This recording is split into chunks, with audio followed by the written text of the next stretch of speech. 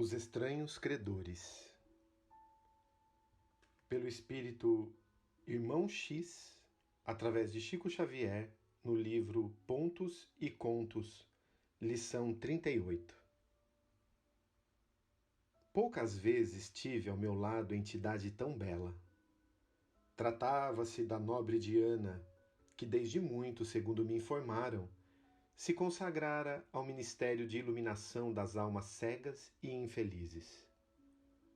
Demorava-se longas semanas no abismo.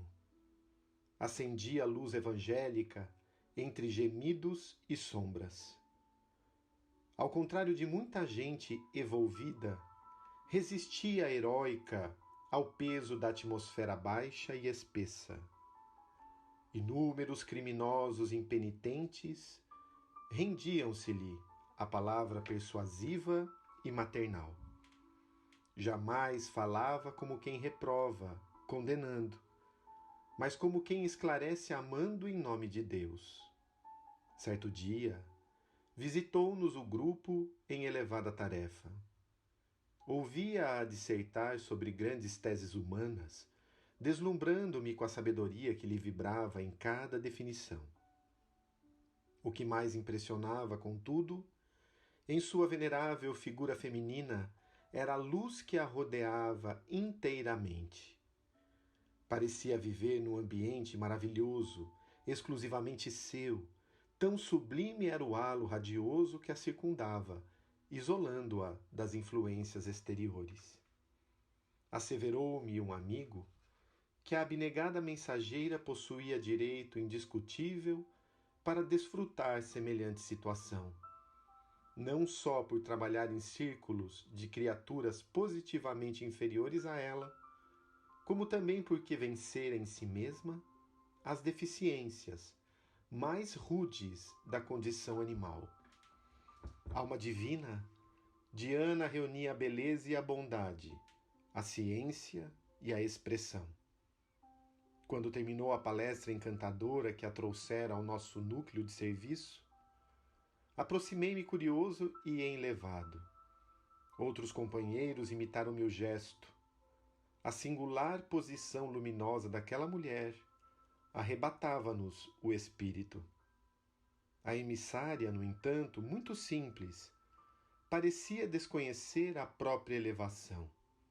Sorria fraternalmente e comentava os problemas terrestres como se estivesse ainda envolta na roupagem carnal. O soberano entendimento de todas as coisas lhe transparecia das mínimas expressões. Emocionado, em lhe observando a renúncia a favor das almas embrutecidas, indaguei do porquê de seu sacrifício, retendo-lhe as respostas surpreendentes. Sim, meu amigo, respondeu sem afetação. No impulso espontâneo de minha própria consciência, ofereci 50 anos de trabalho aos nossos irmãos das zonas mais baixas da vida e não me envergonho de explicar-lhe a razão de meu gesto. E sorridente, ante o interesse geral, prosseguiu delicada. Não sei se conhecem as extremas dificuldades do espírito para alijar as vestes animalizadas do sentimento. Sorrimos de modo significativo, dando-lhe a entender a nossa inferioridade. Pois bem, continuou a embaixatriz da caridade e da sabedoria, confesso que pertenci à classe das piores mulheres que já existiram nos círculos do planeta. O ciúme, o egoísmo e a vaidade eram o meu trio de verdugos cruéis. Voltei à carne numerosas vezes. Somente para atacar o ciúme fulminante, recebi a oportunidade de 9 existências sucessivas, sem resultado eficiente. Para combater o egoísmo e a vaidade, regressei ao corpo físico, muitas vezes falhando nas mais insignificantes promessas. Sempre a recapitulação do movimento vicioso. Envenenava meu companheiro pelo ciúme, destruía o lar pelo egoísmo e perdi os filhos através da vaidade. Amigos desvelados seguiam-me carinhosos, de esferas mais altas, estendendo-me braços fraternais. Entretanto fracassei, de modo invariável. Valia-me da bênção do esquecimento na reencarnação para perpetrar novos erros e espezinhar as sagradas leis. O tempo, contudo, ia passando implacável e os meus antigos benfeitores espirituais se foram distanciando, elevados a regiões menos densas. Despediam-se afetuosos, estimulando-me ao desempenho dos deveres cristãos, permanecendo assim relegada a mim mesma entre problemas inquietantes e complicados.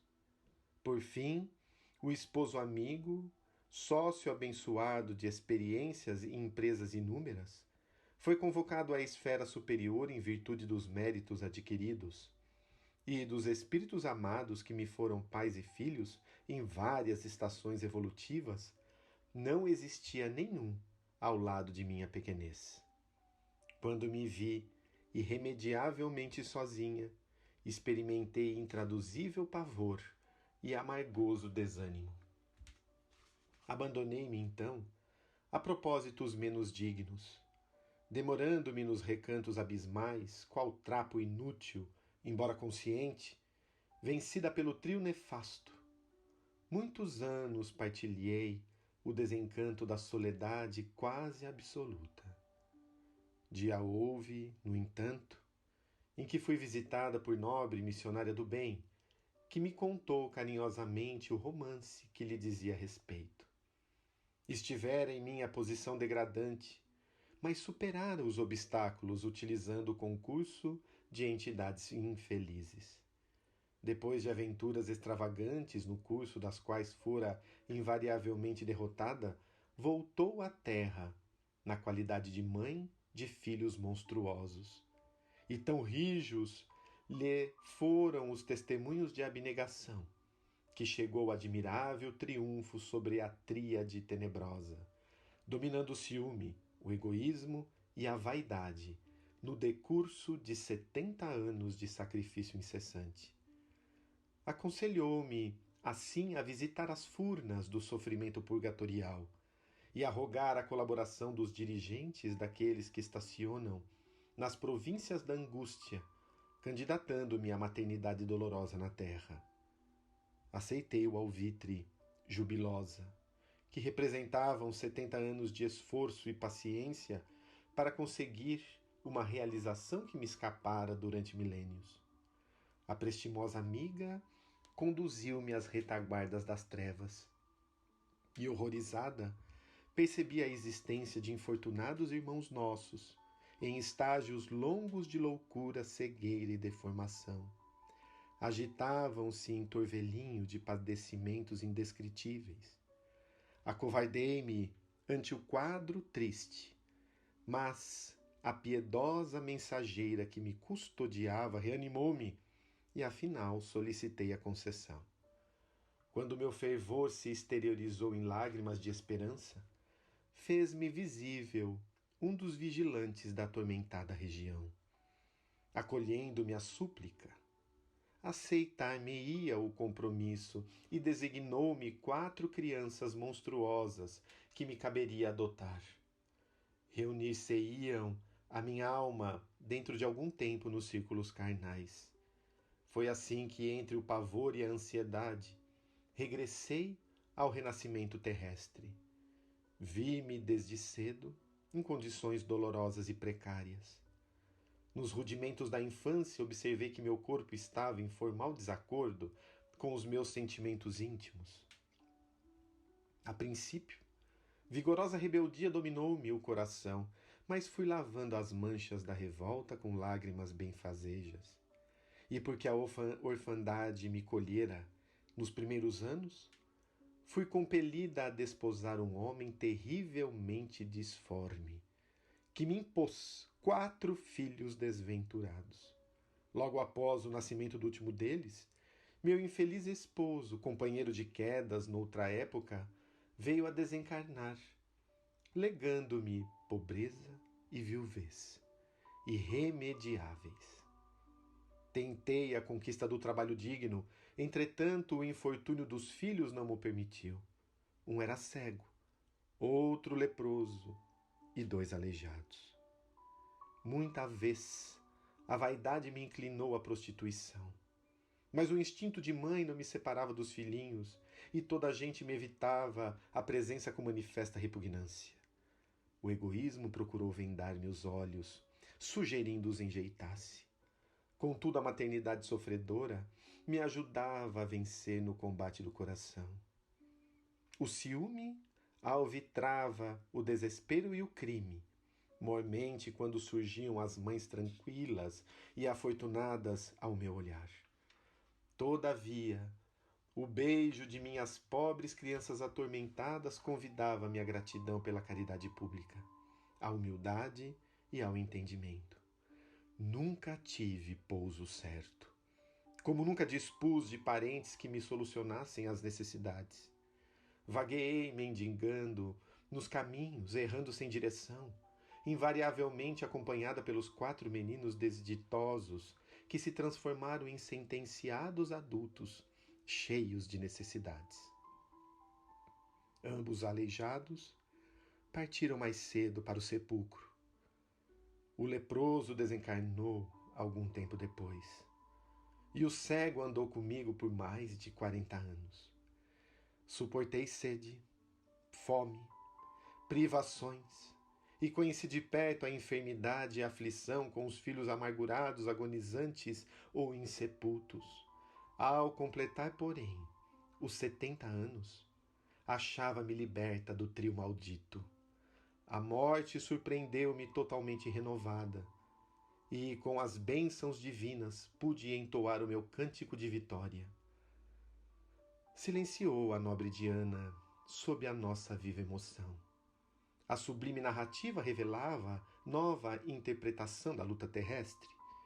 Ante a quietude que nos assaltara, concluiu a mensageira do bem com vibrante expressão. Segundo verificam, sou devedora insolvável para com os nossos irmãos do purgatório escuro. Em companhia deles, na reencarnação terrestre, aprendi lições que muitos séculos de aprendizado pacífico não me puderam ensinar, à vista de minha rebeldia e viciação.